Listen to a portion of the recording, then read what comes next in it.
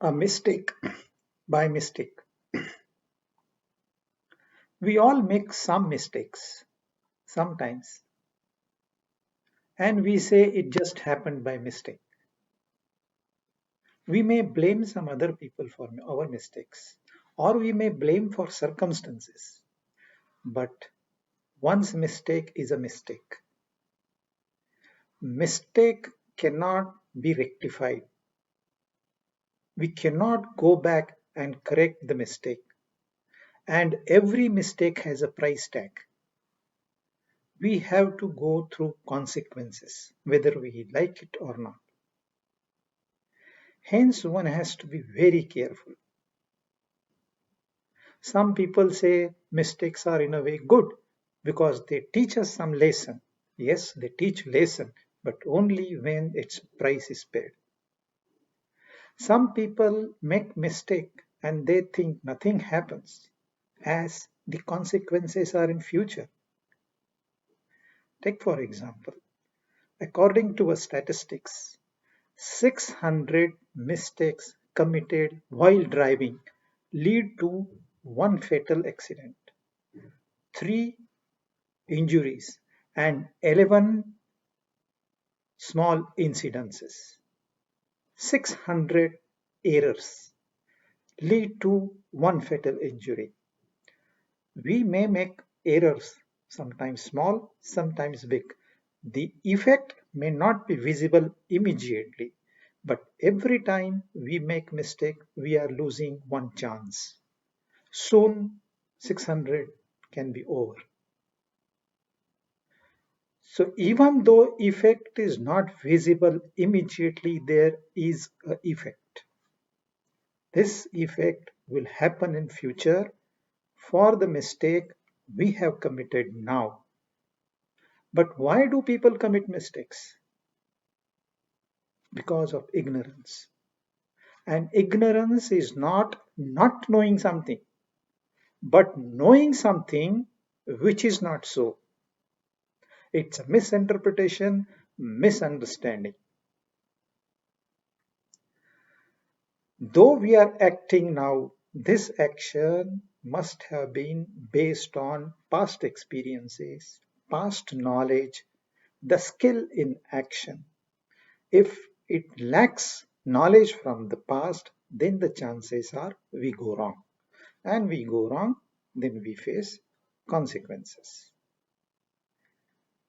But the good news is all mistakes can be avoided. But some people, instead of avoiding mistake, regret. They come and weep, they cry, they break their heads. But there is no point in repenting. You can't correct the mistakes. Once it is happened, is happened. तब पछताए क्या होत जब चिड़िया चुग गई खेत. Only way is to avoid mistake.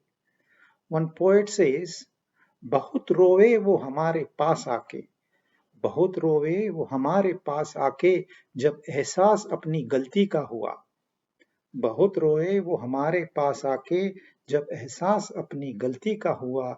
चुप तो करा देते हम गर चेहरे पे हमारे कफन न होता. He wept, he cried in repenting. I could have helped him if I was not resting under my grave. So there is no point in repenting. Look future. Instead, face the consequences boldly and learn the lesson from this. There are three types of people. One, they make mistake and they don't learn from the mistake. They suffer. They make another mistake, suffer next time. So they make an equation. We act, because we act, there is a mistake. Because there is a mistake, there is consequences. So what they do, instead of suffering in future, they avoid their action in present. They don't act simply to avoid suffering, but they are like stagnant pool of water. They'll never progress in life. The second type of people make mistake, learn from it. Though they pay the price, They don't mind paying the price, but they learn from it. But again, they make mistake. Again, they learn, and this way they keep progressing. But this is a very hard way to progress. Why unnecessarily keep paying a heavy price? Hence, there are third category of people. They are called wise. They look around. Somebody stumbled there. They become alert here. They become cautious. They learn from another's mistake. They don't have to go through mistake, consequences, price, etc. But they are observant. They learn. They read books. They refer to scriptures. And scriptures contain all the instructions on how to avoid mistakes in life and how to live a happy life. Let's take an example, a case in today's scenario.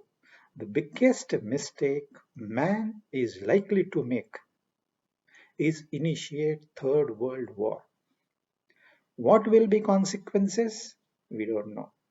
Whether we will learn something from it, we may not be there to learn, but it can be avoided. And the past record will help us. In past there was a great world war called Mahabharata war. This war was fought between vicious forces and virtuous forces. There were series of mistakes by Kauravas. There were series of mistakes by Pandavas. Without mistakes, wars cannot happen. Then it's not one or two mistakes, a number of mistakes. But there is one great character, a godly character in Mahabharata, and he is Pitamaha Bhishma. He too committed mistakes. He took a great vow. He said, I won't occupy the throne. He was legally, morally, ethically heir to throne. In fact, he was the only deserving candidate, but he renounced throne for the love of his father. He said, not only I won't occupy throne, I won't beget children. I won't marry. And he promised this and he lived up to that promise. Such a great character. But this promise, this pledge itself was cause of destruction. He had other brothers. King Shantanu had other sons also, but none of them were capable, not suitable even for minister's post. But because Bhishma refused to become king, the kingdom suffered with a weak king. But this was the first incidence. Come to next generation. In next generation, there are three contenders for throne. The first is Dhritarashtra, the eldest one. He is blind from birth. Not only he is blind, even his wife decided not to see anything. The second is a good person. His name is Pandu. But he is so weak, he can't handle a group of ministers. He is handicapped. And third is a smart guy, but he is youngest in family. He is an excellent administrator, a knowledgeable person, most worthy to occupy the throne. But he was denied the kingship because he was junior most. Dhritarashtra, the blind person, argued that I am the eldest, hence I should be given throne. And seniority ruled. The Bhishma, who is the eldest in family now, he knew about this mistake of making Dhritarashtra the king. He knew consequences. But he said, this matter is yours. I am simply a soldier of this kingdom. I am going to function only as a soldier. I won't have any say in policy decisions. This is the second time he said, my place is more important than the kingdom. And whole kingdom plunged into darkness. King is blind, queen doesn't want to see, who will give direction? And the result is Princess Draupadi was being stripped of her clothes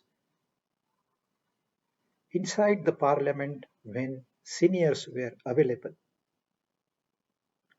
It was morally, ethically, legally wrong. So she looked up to Bhishma. He is the eldest and the strongest one.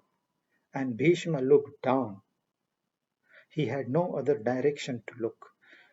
He thought his place is more important than the honor of a woman. And woman, the person who is representing all women. So this was his third mistake. He knew. He knew consequences. He knew he was wrong. But he said, my place is more important for me. Rigidity kills. The effect was Mahabharata war in which 600 million lives were lost. The figure is not important. Even if it is 0.6 million, it doesn't matter. The fact is, it was a devastating war. Bhishma himself was killed in this war.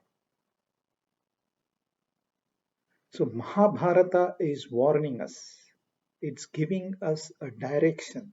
Don't be so rigid that there is war, that not only you get killed, for your pledge, others get killed.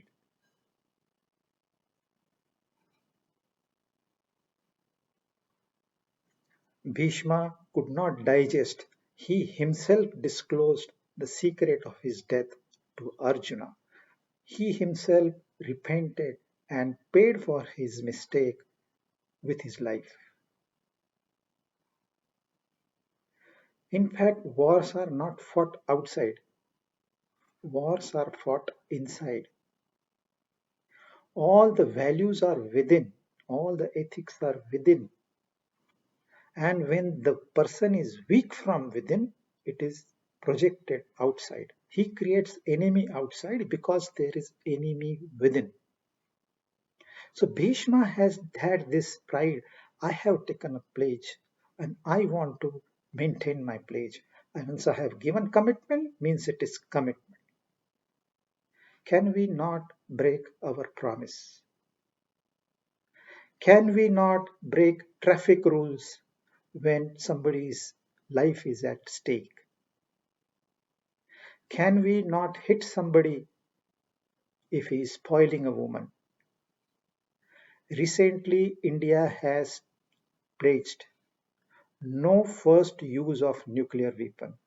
That means unless somebody else deploys nuclear weapon, India is not going to open its door.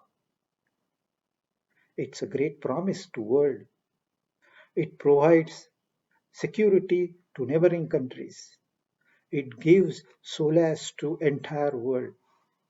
But think, if there is a smart nation and they devise their strategy around this one place and they corner India, is India not supposed to go back on its promise?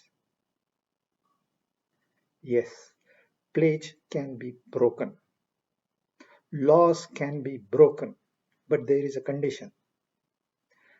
To pledge is one virtue. To maintain that commitment is a greater virtue. To break that promise, to break laws for selfish interest is a grave mistake, unpardonable.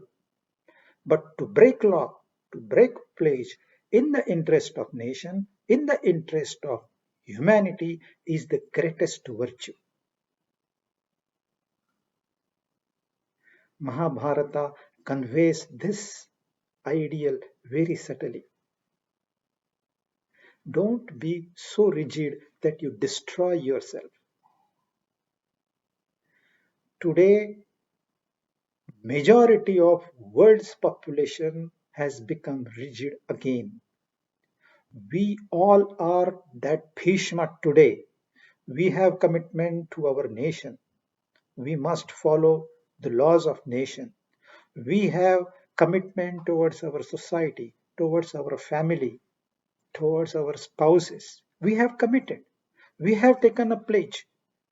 We might not have announced it, but we are also bound by our pledge. But we are following religious dictates without even thinking about it. These are the age old practices being imposed on people, and people do not want to question. In this scientific age, aren't we here to question why these age old practices? They were perhaps suitable then, but all the practices were started by these prophets, by great masters, by great sages and saints. But what did they do? They broke the traditions of their time.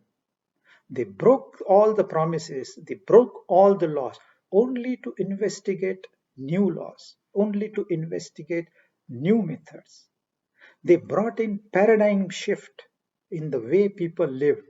They were reformers in a way.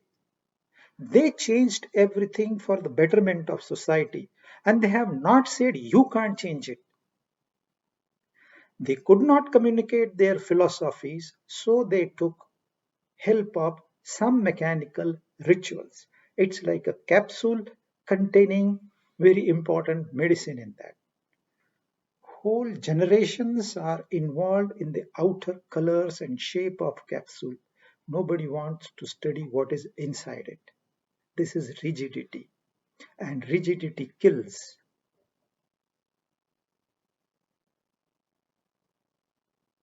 In fact, none of the masters wanted to change the world. What they did, they changed themselves. They reformed themselves. The worlds followed them. That's different. But they never had any plan or program to change the world. They wanted to change themselves. So, what is important is individual, not the world. The individual has to change. The enemy is inside. The hatred is inside. The stress and strain is a war going on inside. If this gets magnified, then we create enemy outside. Think, if friends can become enemy, can enemy not become a friend? Can we not change? Can we not bring the same paradigm shift again? Can we not reform our religions? Why old fashioned God all the time? Can God not change? There was a man who tore world map and gave it to his son. Son joined the world. Son was innocent. He saw there was a picture of man behind the world map. So he joined the man and the world was one again. This is the message of Mahabharata. The Mahabharata war is going on within every individual, and each individual has to be reformed. The great masters reformed themselves, and each one of us deserves the same thing. We too can change. If we change, the whole world will change. If individual is strong, whole world is strong. If individual is prosperous, whole world is prosperous. But not at another's cost. With our own efforts, we change as our great masters have done it. Thank you.